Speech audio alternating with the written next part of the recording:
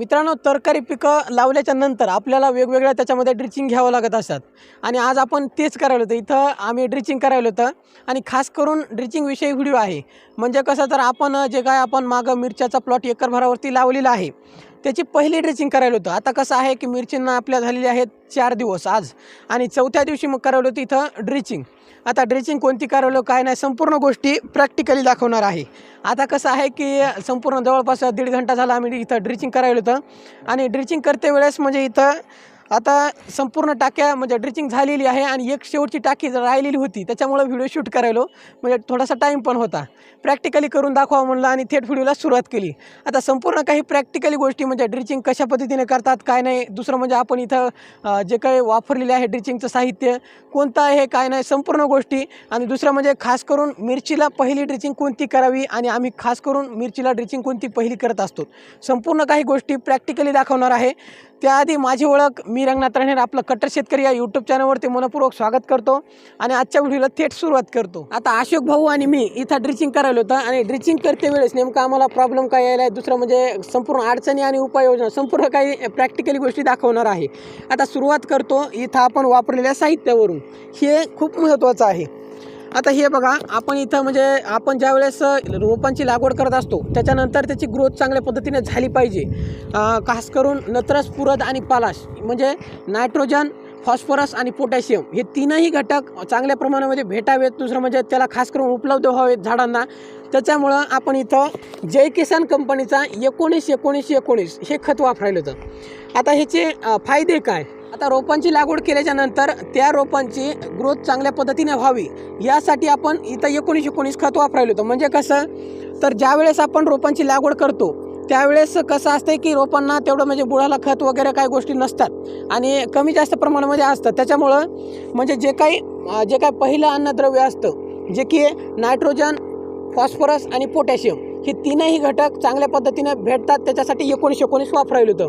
ह्याचे फायदे म्हणजे कसं, तर मुळांमध्ये वाढ होते, झाड चांगलं फ्रेश होतं आहे, त्याच्यामध्ये चकाकी राहते. खास करून नायट्रोजन हे जे घटक आहे त्याच्यामुळं म्हणजे क्लोरोफिल नावाचं जे काही घटक आहे त्याच्यामुळं हिरवगार झाड होतं आहे. आपण जे रोप लावायला होतं त्या रोपाची संपूर्ण म्हणजे पहिल्या स्टेपला वाढ करण्याचं काम हे 19-19 हे खत करत असते. आता ह्याचे फायदे आणि संपूर्ण गोष्टी कळाल्या. आता दुसरं म्हणजे तुम्ही म्हणाला ह्याला किती रुपये किलोने भेटत असते, 100 ते 150 रुपये किलोच्या आसपास भेटत असते. आता कसं आहे की जय किसान कंपनीचा वापरलो, ह्याच्या व्यतिरिक्त दुसऱ्याही काही कंपन्या आहेत, महाधन आहे किंवा त्याच्या व्यतिरिक्त दुसरेही आहेत. आता तुम्ही कोणत्याही म्हणजे कंपनी बदलली आणि दुकान बदललं की त्याच्यामध्ये तुम्हाला चेंजेस 5-50 रुपयाचे पाहायला भेटत असतात. म्हणजे 100 ते 150 रुपये किलोनं हे खत भेटत असते.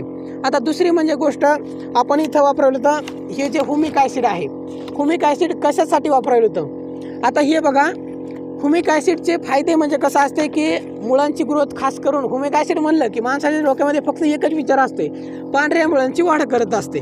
परंतु त्याचे उपयोग खास करून काय, आता बघा आपण रोप लागवड केलेली आहे आणि रोप लागवड केल्याच्या नंतर त्याला म्हणजे खास करून वाढण्याची गरज असते. म्हणजे कसं असतं, पहिल्या स्टेपला रोप जर का वाढलं चांगलं तर त्या रोपाची ग्रोथ म्हणजे येणाऱ्या काळामध्ये सुद्धा चांगल्या पद्धतीची होत असते. त्याच्यामुळं आणि पहिला सोर्स काय आहे की त्याची मुळी वाढली पाहिजे आणि मुळी वाढण्यासाठी आपण इथं ह्युमिक ॲसिड वापरलं होतं. आता ह्युमिक ॲसिड वापरल्याच्या नंतर काय होणार आहे की पांढऱ्या मुळ्या वाढणार आहेत. आता ह्युमिक ॲसिड वापरल्याच्या नंतर पांढऱ्या मुळ्या वाढल्या की पांढऱ्या मुळ्यांपासून त्याला अन्नद्रव्य प्राप्त होणार आहे, जे की आपण इथं 19-19-19 हे खत वापरायला होतं. ते खत म्हणजे सुद्धा चांगल्या पद्धतीनं लागू होणार आहे आणि लागल्याच्या नंतर तुम्हाला पहिलेच फायदे ह्याचे सांगितले तर की संपूर्ण म्हणजे पहिल्या स्टेपची वाढ ही 19-19 खत करत असते. त्याच्यामुळं आपण हे दोनही जे घटक आहेत म्हणजे ह्युमिक ॲसिड आणि 19-19 पहिल्या ड्रेसिंगला वापरायला होतं. आणि हो, तुम्ही म्हणत असाल की ह्याचं प्रमाण किती घ्यायला एका टाकीला आणि एकरी, तर हे बघा, आता हे जे ह्युमिक ॲसिड आहे, ह्युमिक ॲसिडचं प्रमाण आहे एकरी मित्रांनो अर्धा किलो वापरायला होतं. हे जे पॉकेट आहे ते अर्धा किलोचं आहे, 500 ग्रॅमचं, हे एकरी वापरायला होतं. दुसरं म्हणजे हे जे आहे ते जवळपास 50 ग्रॅम म्हणजे एक छटाक वापरायला होतं एका टाकीला, 15 लिटरची एक टाकी आहे. दुसरं म्हणजे हे जे 19-19 खत आहे ते वापरायला होतं एका टाकीला जवळपास 300 ते 400 ग्रॅम वापरायला होतं. एका टाकीला 15 ग्रॅमची म्हणजे 15 लिटरची टाकी आहे. एकरी हे जे प्रमाण आहे ते मित्रांनो 5 किलोची ही जी थैली आहे हीच आणली होती मार्केटहून डायरेक्ट आणि आता संपूर्ण खतम झालेली आहे. म्हणजे तिकडं सुद्धा थोडंसं म्हणजे खत काढून घेतलं होता. 4 किलो एकरी खत वापरावलं होतं. आता एकरभर मिरच्यांची लागवड केली आहे आणि त्याला पहिल्यांदा स्टार्टिंगलाच आपण इथं 4 किलो खत दिलेलं आहे. त्याच्यानंतर ही संपूर्ण गोष्टी तुम्हाला प्रॅक्टिकली दाखवणार आहे. आता ड्रेसिंग करते वेळेस आम्हाला अडचण काय आली की हे जे आहे मित्रांनो हुमिक ॲसिड ते आहे पावडर फॉर्ममध्ये. म्हणजे कसं आहे तर चहापत्तीसारखं हुमिक ॲसिड ह्याच्यामध्ये पॅकिंग करून येतं आहे. अगोदरच त्याला बुडवून ठेवलेलं होतं पाण्यामध्ये आणि तरी पण काय व्हायलं की हुमिक ॲसिड हे जिरच न झालं आहे. त्याच्यासाठी आम्ही इथं बेजार आहेत. शेवटची टाकी आहे आणि शेवटच्या टाकीला म्हणजे 2-3 टाक्या करावं लागायला होता. म्हणजे कसं आहे तर संपूर्ण जे हुमिक ॲसिड आहे ते जिरून बघा हलवायला इथं. म्हणजे अशा पद्धतीचे प्रॉब्लेम आहे इथं. मिरची लागवडीचा 4थ्या दिवशीचा व्हिडिओ आहे. म्हणजे कसं आहे तर 4थ्या दिवशी ड्रिचिंग जे आपण करत असतो हुमिक ॲसिड आणि 19-19ची ती ड्रिचिंग इथं करायला होतं. प्रॅक्टिकली गोष्टी दाखवावं म्हटलं त्याच्यामुळं व्हिडिओ शूट केला. आता हे बघा हुमिक ॲसिड इथं सांगितल्याप्रमाणे अशा पद्धतीने इथं अडकायले. ठीक आहे का, थोडंसं मुरू घालून सुद्धा अशा पद्धतीने अडकायले. आता हे धुवून आम्ही हे करून 2-3 टाक्यामध्ये इथं टाकणार आहोत.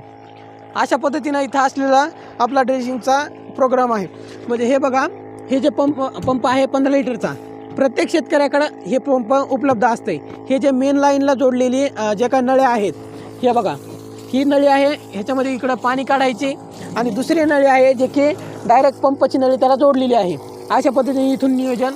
त्याच्यानंतर पाईपलाईन जे आहे ते तिथून तर तिकडं असणाऱ्या ठिबकला अशा पद्धतीने असलेलं आमचं हे ड्रेसिंगचं नियोजन आहे. नियोजन कसं वाटतं एक कमेंटद्वारे नक्की कळवा. दुसरं म्हणजे आमची इथं ड्रिचिंग पण झालेली आहे. आता तुम्हाला काही समस्या येत असतील ड्रिचिंगमध्ये म्हणजे ड्रिचिंग कोणती करावी काय करावी, दुसरं म्हणजे हुमिक ॲसिड वापरते वेळेस आणि इतरही काही समस्या असतील तुमच्या म्हणजे ड्रिचिंगच्या बाबतीमध्ये त्याही कमेंटद्वारे नक्की कळवा. जेणेकरून तशाच पद्धतीचे व्हिडिओ नवनवीन तयार करायला मला पण आणखीन इंटरेस्ट होईल. त्याच्यामुळं ड्रिचिंगला येणाऱ्या तुमच्या समस्या कमेंटद्वारे नक्की कळवा. एवढा व्हिडिओ पाहिल्यानंतर व्हिडिओ तुम्हाला आवडला असेल जाता जाता व्हिडिओला लाईक नक्की करायचं. तोपर्यंत पुढच्या व्हिडिओमध्ये भेटूया. तोपर्यंत जय हिंद जय महाराष्ट्र.